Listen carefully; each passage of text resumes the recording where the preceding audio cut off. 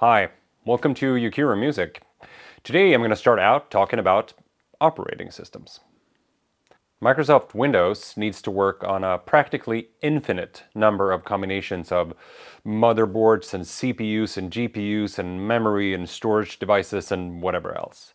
macOS, by contrast, only works on hardware that Apple make themselves, which allows for a far greater degree of optimization and integration. Now, I've been using both for about 30 years, and I still do. I think they both have their strengths. So if you're like an Apple hater and you're already typing up comments about how the walled garden lock-in is an affront to your right as a user to choose and repair or whatever it might be, then you might have a great argument there, but that also would mean that you're probably not someone who should be watching reviews of active loudspeakers. This video is my first in a series of such reviews, and just as you can't really change the CPU or GPU in your MacBook Pro, you can't really change the amplifier or DAC in an active loudspeaker. You're locked in to a complete package. But that complete package can be more optimized and well integrated than a system of separates can hope to achieve. This doesn't necessarily mean that active speakers are inherently better by some imagined all-encompassing metric, but there are things that active speakers can do that passive speakers can't. A signal from an amplifier that's filtered out to the drivers through an analog crossover is more functionally limited than a setup with a digital signal, either digital from the source or digitized upon reaching the speaker. With that, you can do the crossover in the digital domain and add amplification after the crossover.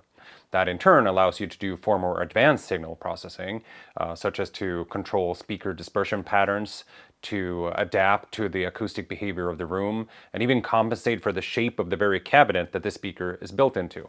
And yes, some of this is possible with processing done before a traditional amplifier, but never to the same degree. And all of this, combined with the elimination of extra boxes for amplifiers and DACs, means that active speakers make for a very interesting value proposition. So in this series, I will explore how good state-of-the-art integrated speakers actually are. We begin today with the Kii Audio Three, launched about 10 years ago now. The price today is around 15,000 euro per pair, depending on your region and sales tax and so on, and depending on whether you want the optional but not really optional Kii control, the wired remote. Quoting US prices for European products is a little bit difficult with a tariff circus going on, but I bet you can look it up if you're curious. There is an optional bass module, the Kii BTX, that replaces the stands and effectively make these into a floor standing speaker instead. I'm not reviewing the BTX today, and as you'll hear about soon, these certainly aren't lacking bass even in their stand mount configuration. The Kii Three are used in a lot of music studios, where active monitors or active loudspeakers have been the norm for quite a long time. And in fact, a good friend of mine has these in his studio, and when he got them, I could tell a difference in his mixes almost right away. They are astonishing tools in that setting. He's never going to have to worry about there being something in the mix that he didn't catch. But a studio monitor meant to reveal any possible mistake or imperfection, no matter how slight, is simply not a speaker with the same purpose as one used to attain a maximal emotional response as a recreational listener. And the latter is how I have evaluated these. Because the Kii Three have been around for a decade already, they've been the subject of many reviews and measurements, so I won't try to cover all of that here. If you're interested in potentially buying these speakers, I would suggest beginning with Kalman Rubinson's review in Stereophile, which I'll link in the description box below. He goes through all the features in a very clear and concise way. On the subjective side of things, though, my listening impressions differ a little bit from his, but I'll get to mine later in this video. So why am I reviewing a 10-year-old speaker? What can I possibly add here? Well, I think the Kii Three is a good pick for a speaker to represent the modern era of high-end active loudspeakers, because it sets a baseline for a lot of performance metrics that a speaker in this category should be measured against. I played mostly over USB into the Kii control, but I also tried Roon Streamer into the SpeedIF of the Kii control, because the speakers aren't Roon ready themselves. You can't stream straight to them.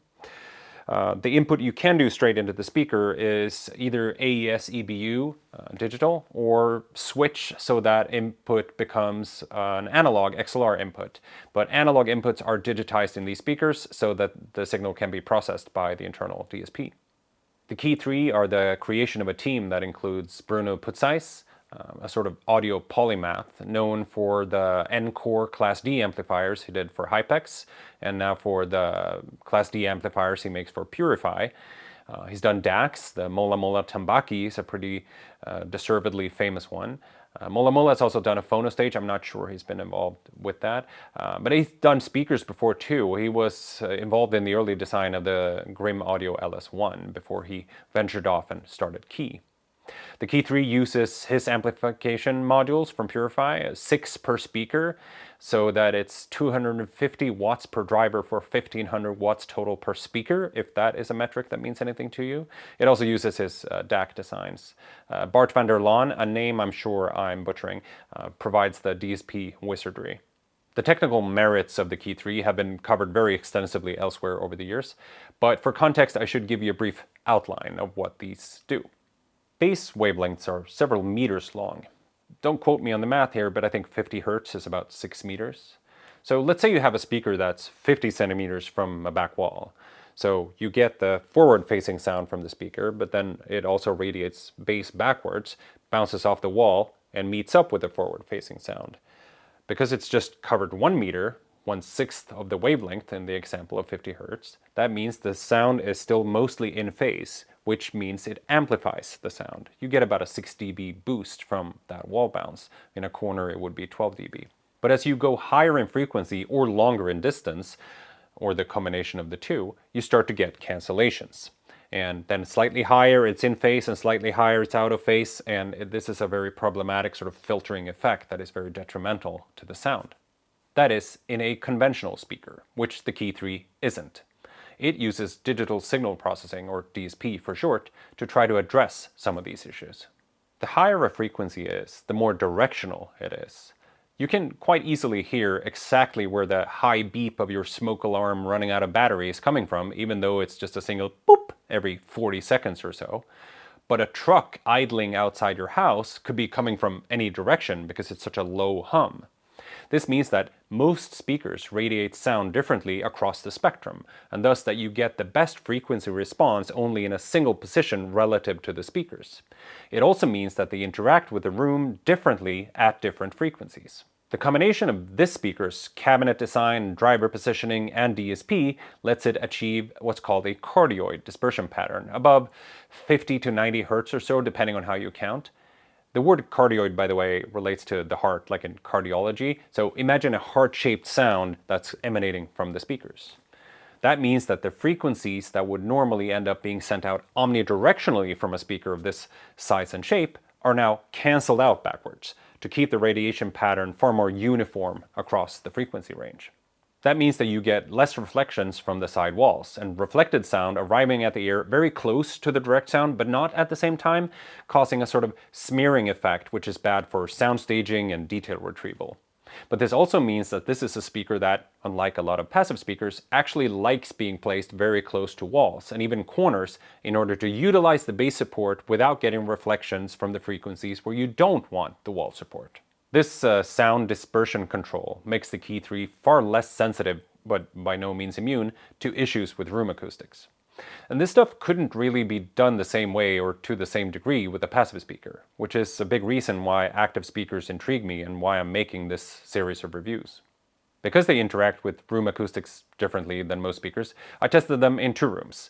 The dedicated music room, which is right here, and in the upstairs living room, where I have a high slanted ceiling, longer distance to the side walls, and lots of windows behind and between the speakers.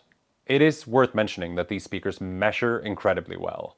I don't do measurements as part of my reviews, but I will link again to that stereophile review by Kalman Rubinson in the description box below, and you can click through to the measurement section, and also to the very extensive measurements done by Aaron's Audio Corner. But of course, anyone who spends time listening and not just looking at measurements will know that you can't really deduct exactly how a component sounds and feels by just looking at graphs. So, what do they sound like? You might have a preconceived idea about the sound of an internally digital, active loudspeaker from Germany that uses Class D amps and lots of DSP. And sure, the Kii Three might not be the one to shatter those prejudices. But they are deeply impressive speakers, or maybe I should say system, because they're a complete stereo setup on their own. So let's go over some of the sonic parameters.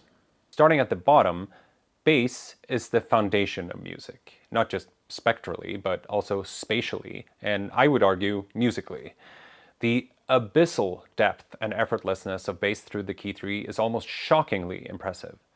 Since its bass is so prominent and controlled and well integrated, it lends a lot more body to sounds than you might be used to. This can sound incredible at times, but it can also be a bit much.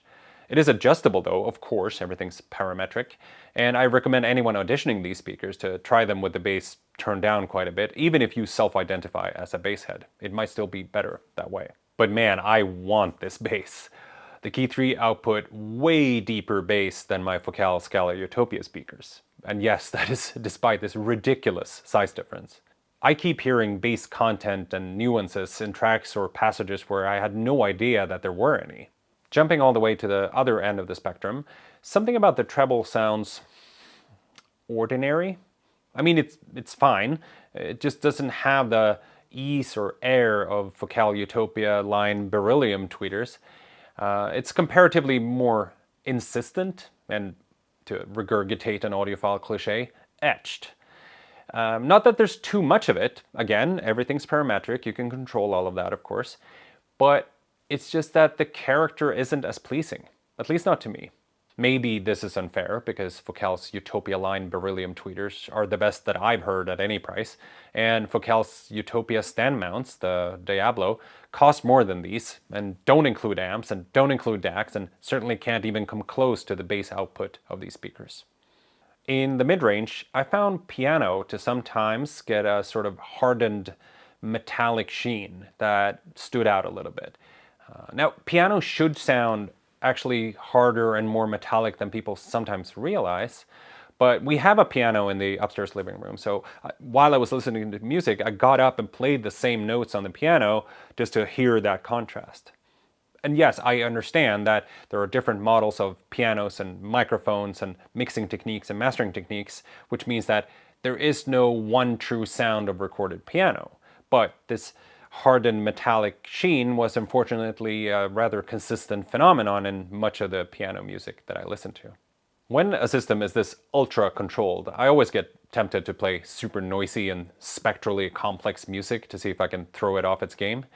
And I'll save you some of the wildest shit I exposed these speakers to. But for example, Bluetooth Nord's Cosmosophy, which was featured a while back in my random record roulette series, sounded a little bit sort of over-insistent in the upper mids. And again, not in a spectral non-linearity kind of way, so not an EQ problem, but more as though there's a sort of graininess that wasn't quite to my liking. And this showed up with other metal music as well. It could be related to the issue I had with pianos because it sort of deals with the same frequency range. And I feel like, much like a blown out highlight in a photo, I'm not just losing nuance here, but I do so in a way that draws attention to itself. Now, this is me describing a tiny nuance using metaphors and analogies, so don't get the idea that this is some big glaring fault. But this is a review, and I should be calling out any shortcomings I could find, and this happens to be one of them. I've had a difficult time characterizing the dynamic capabilities of these speakers. On one hand, they sound unbothered by practically everything I played, just sending my eyebrows upwards in shock as they sort of breeze through the most insanely dense and violent outbursts my record collection can summon. But then there were other times, for example, like Prayer for England by Massive Attack, where the sound wasn't necessarily like out of breath or strained or sluggish, but the music kind of felt like how the air feels before a heavy storm, like the atmosphere weighs heavy on you in a sort of unusual way. And I'm not sure how these speakers can give me both of these seemingly mutually exclusive impressions, but It's what I heard. But let me get to a positive aspect again, and there are several. Soundstage is just remarkably wide and precise with these speakers. I suspect it's because of the DSP-controlled time coordination of its drivers and the dispersion pattern being so well contained, which lets them avoid a lot of sidewall reflections that could otherwise smear the image. The way you see them set up now, I have them towed in quite a bit. That actually lets me get even less sidewall reflection and still have the same linearity through the frequency range. Now, often when a reviewer expresses opinions on the sound staging capabilities of a speaker, or lack thereof, I can't help but wonder if the speaker placement isn't a much bigger factor than the speakers themselves. So I did my own homework here, and the Kii Three were consistent soundstage overachievers in several different placements in each of the two rooms. This uniform dispersion and the sound staging capabilities also extend to the sweet spot. You don't just get the best sound in a single position, like right in the middle. You get the same linear response off to the sides a little bit, which makes them very suitable for social listening, which I think is a very important factor unless you always listen to music alone. Another important performance metric of speakers that I find frustratingly overlooked in many reviews is how well they perform at low volume, because I don't always want to crank it up. I might not want to disturb other people in the house and so on. And the Kii Three are extremely impressive in this regard, making me feel like I'm losing practically no detail at all by turning the volume down. I had a great time listening to ambient with these. Steve Roach's Mystic Chords and Sacred Spaces late at night was a delight. But they can play very loud too, and although they sound just as unfazed and controlled at all levels, my ears do get a little bit more tired with these than with some other speakers. Maybe due to the nature of the tweeter, I'm not sure. It should be noted here though that, like with stereo image and sound staging, listening fatigue is also often a function of acoustical problems or room setup, but I had the same results with loud music in both rooms.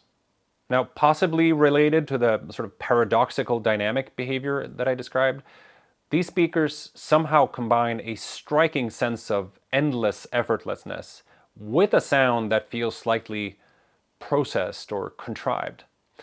I've tried all sorts of DSP settings, including turning off as much as I can, and it doesn't really solve this issue for me. Now, what do I mean by processed, and is that inherently negative? I'll give you an analogy. An Oreo cookie is industrially engineered to be addictively tasty. And while it's practically the poster child of ultra-processed food, I can easily devour a full roll in one sitting. I'll admit that. But put those Oreos next to a homemade, freshly baked cinnamon bun. I kind of know which one I'm picking, at least 9 times out of 10. So where you fall on the Oreo to cinnamon bun spectrum is for you to figure out and decide. Let me give you one other, perhaps more nuanced analogy. I want you to imagine the most beautiful painting you've ever laid eyes on. The motif doesn't matter, the beauty does.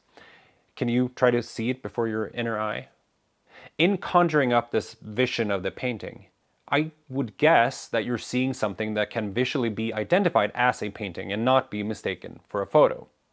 And in many cases, I would guess that it's beautiful precisely because it's a painting, with its human interpretation of light and shadow, the craftsmanship of the brush strokes, the creative use of color, artistic abstraction, and crucially also with the small shortcomings and imperfections that are inherent to the medium. Now imagine technically improving this painting in every aspect, again and again, correcting the colors to make the depiction of light to be perfectly realistic, refining brush strokes until they can't be detected at all, getting scale and proportion to be indistinguishable from reality. Imagine improving it so much that you need to use a magnifying glass to tell that it's indeed still a painting and not a photo. Which one of these two conveys the most information and which conveys the most emotion? What kind of art you enjoy is your personal preference. The precision of these speakers is so striking that I can't help feeling that while they are jaw-droppingly impressive, some of music's magic escapes me, as though it's been refined away in the pursuit of perfection. And considering the Kii's world-class technical measurements, a reasonable conclusion could be that the slightly more charming or romantic sound coming from other speakers is either due to omissions, i.e. things that they're not able to convey as well as these, or additions in the form of distortions and nonlinearities that the Kii Three simply don't exhibit. Now, maybe that's the full story here, and it would align nicely with why many people, including myself, love vinyl despite its obviously inferior measurements. But perhaps it's a little bit more complicated than that. Now, this is pure speculation, but perhaps instead of the sonic truth being less palatable, the issue could be that the digital to analog conversion, or the amplifiers, or the DSP trickery, or their choice of drivers, or some combination of all of this imbue the sound with what I perceive as a sort of unnaturalness that doesn't show up in the measurements. Again, I won't know the answer to this, and perhaps this theory is completely wrong. There is an argument to be made here that I just need to get used to this type of very linear frequency response and to the time-aligned transient behavior, things that most of us haven't really heard from our speakers ever before. But across nearly 2 months that I've had these speakers here, in 2 different rooms and several setups in each room, these impressions have persisted. Now overall, the best sound I got from them was in this room. They are definitely not immune to room interaction, and actually in the position that they are in right now, with the front baffle about 130 centimeters out from the back wall. Placed this far out into the room, the woofers need to work a lot harder since they don't get that 6 dB bass boost from the back wall, but they still comfortably play deep bass as loud as I wanted. And so in most rooms I would expect a placement closer to a wall to be better, but all I'm saying here is that even speakers this insensitive to room interaction need to be evaluated thoroughly in terms of placement. And if you know that you strongly prefer scientifically correct and very unadorned sound, then I think these should be very high on your list of candidates. They are very impressive. And again, their bass output, their sound staging, and ability to make really low volume listening so fulfilling is just fantastic features of these speakers. If you are excited about the technology here, this controlled dispersion, the DSP features, the full range sound out of a stand mount, but you're looking for a different kind of flavor than what I've described these as having, then you don't want to miss the next review in this series, which will be the Dutch & Dutch 8C, another active, internally digital, DSP-packed, cardioid dispersion, full range stand mount speaker. And yes, there will be a direct comparison. Hit subscribe so you don't miss it. Thanks for watching.